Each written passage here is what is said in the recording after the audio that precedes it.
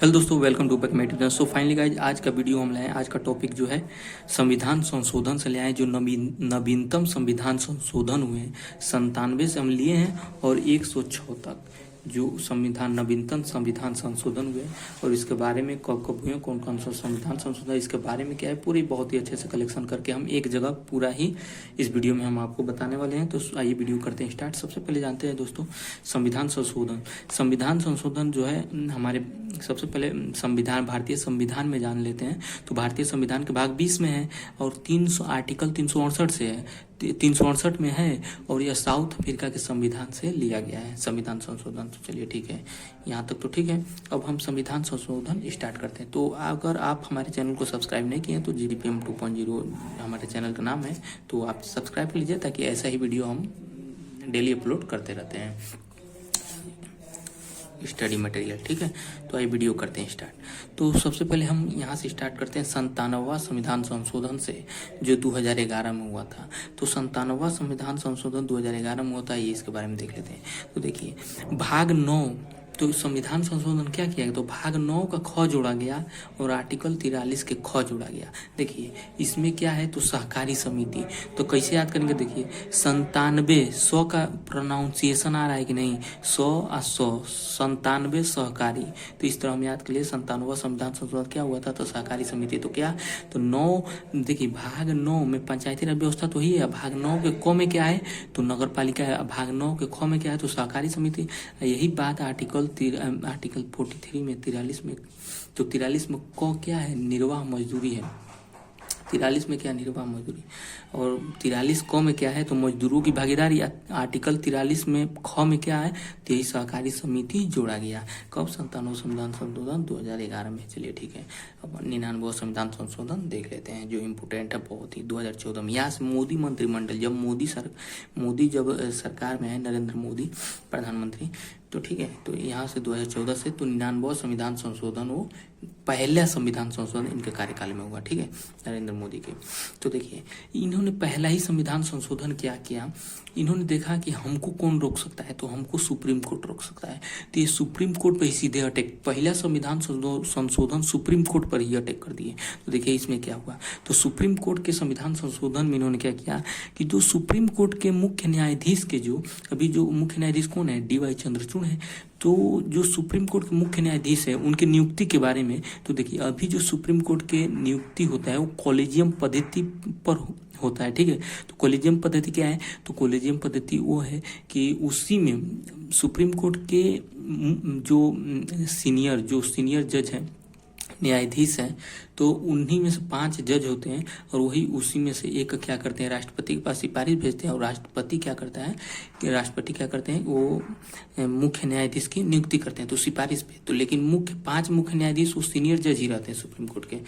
और ये high court में भी इसी तरह चलता है, मुख्य न्यायाधीश की नियुक्ति, और सुप्रीम कोर्ट में भी मुख्य न्यायाधीस की नियुक्ति यही कॉलेजियम पद्धति पर चल रहा है। चलिए ठीक है, तो इन्होंने क्या किया, नरेंद्र मोदी की सरकार ने क्या किया, कॉलेजियम पद्धति के स्थान पर इन्होंने क्या किया, NJAC। देखिए NJAC क्या है, तो नेशनल जुडिशरी अपॉइंटमेंट कमीशन, राष्ट्रीय न्यायिक नियुक्ति, राष्ट्रीय न्यायिक नियुक्ति। तो राष्ट्रीय न्यायिक नियुक्ति में उन्होंने क्या किया, राष्ट्रीय न्यायिक नियुक्ति में कि इन्होंने कहा कि जो कॉलेजियम पद्धति के स्थान पे NJAC आएगा और इसमें जो है भारत सरकार के कानून मंत्री भी रहेंगे। तो सिंपल सी बात है, कानून मंत्री भी मंत्रिमंडल के उत्तरदायी है, प्रधानमंत्री के इशारे पर काम करेंगे, जो सत्ता में रहेगी सरकार उसी के हिसाब से कार्य करेगी।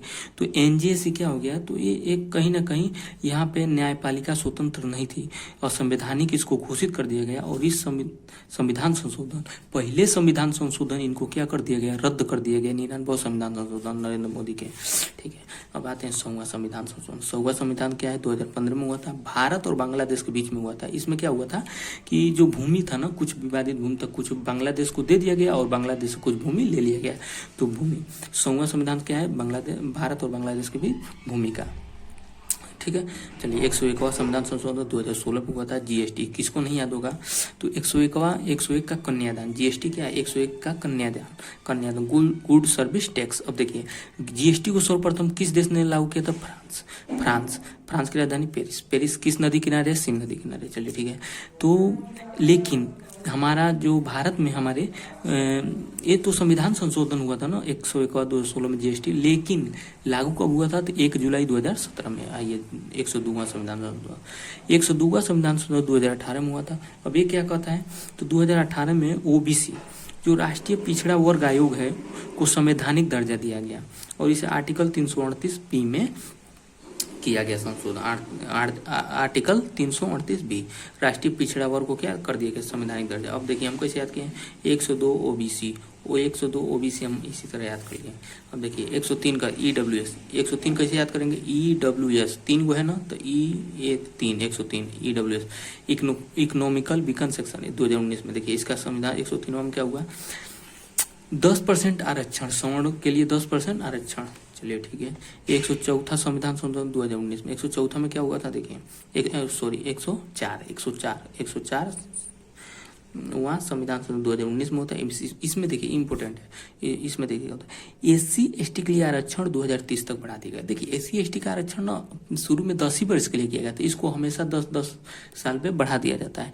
तो 104वां संविधान संशोधन एससी एसटी का आरक्षण ना देखिए 2019 है तो 2019 में संविधान संशोधन हुआ तो अब 2019 के बाद 2020 आएगा तो 2020 से फिर से 10 साल के बढ़ा दिया जाए तो 20 में 10 जोड़ने के 30 मतलब 2030 तक एससी एसटी का आरक्षण अभी बढ़ा दिया गया है। ठीक है 10 वर्षों के लिए बढ़ा दिया गया। कौन से संविधान संशोधन में 104 में।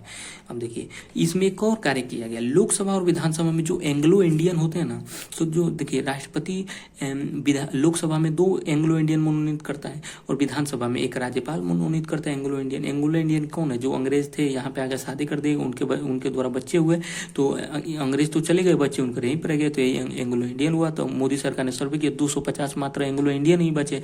अब ये डाटा गलत हुआ सही हम नहीं जानते तो डाटा गवर्नमेंट का डाटा है कि 250 ही एंग्लो इंडियन है तो इसलिए मोदी सरकार ने कहा कि 250 एंग्लो इंडियन है इनकी मतलब अब भागीदारी तो इसलिए इनका एंग्लो इंडियन क्या कर दिया गया समाप्त कर दिया गया। तो चलिए 104 में क्या हुआ एससी एसटी के 10 वर्षों के लिए आरक्षण बढ़ा दिया गया।